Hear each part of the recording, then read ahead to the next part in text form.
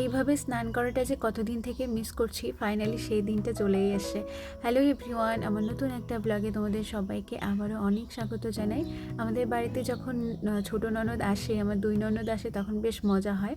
তো আমি আর ছোটো ননদ মিলে প্রায়ই স্নান করতাম আমাদের বাড়িতে যখন আসতো।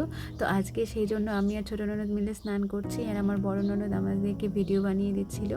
তারপর স্নান দান করে আমরা যাচ্ছিলাম একটু অন্য জায়গায় ঘুরতে। তো এই রাস্তাটা ছিল বেশ এক রাস্তা, অনেক দিন পর এই রাস্তাটাতে আসলাম। এটা অপশনাল রাস্তা, এই রাস্তাটা আর কি শর্টকাট হয় বাড়ি যেতে, তো সেই জন্য এই রাস্তা দিয়েই যাচ্ছিলাম। কিন্তু আজকাল এই বাঁশের ব্রিজের রাস্তাগুলো খুবই কম দেখা যায়। তো রাস্তা দিয়ে আসার সময় দেখছিলাম যে আদিবাসীদের বিয়ে হচ্ছে, মানে বর এখন বেরোবে বিয়ে করতে। আর এই বিয়ে বাড়ি যতগুলো বরযাত্রী ছিল সব মহিলাগুলো দেখো সুতির শাড়ি পরে খাড়া করে পড়েছে, বেশ ভালোই লাগছে দেখতে। আর এই রাস্তাটা ছিল আমাদের বাড়ির সামনের রাস্তা, এখনও ইটের সেই রাস্তাটাই আছে। আর এখানে আমাদের একটা বড় জাম গাছ আছে, আর এই জাম গাছে প্রচুর জাম ধরেছে। তো ভাই আর ভাইয়ের বন্ধু মিলে এখানে গাছের থেকে জাম পাড়ছে, আজকে জাম ঘামা খাওয়া হবে।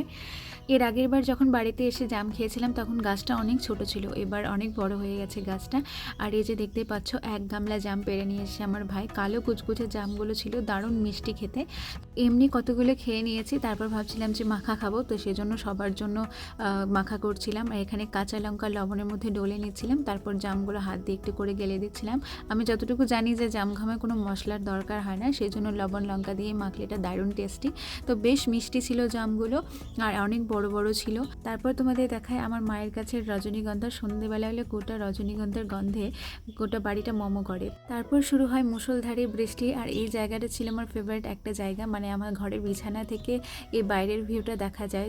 আমার এই ঘরের জানলা থেকে পুরো মাঠ দেখা যায়, আর মাঠের শেষে আছে একটা নদী। যখন বন্যা হয় তখন শুধু সাদা আর সাদা দেখা যায়। আর এখন এই বৃষ্টির জলে গোটা খালগুলো ভরে আছে।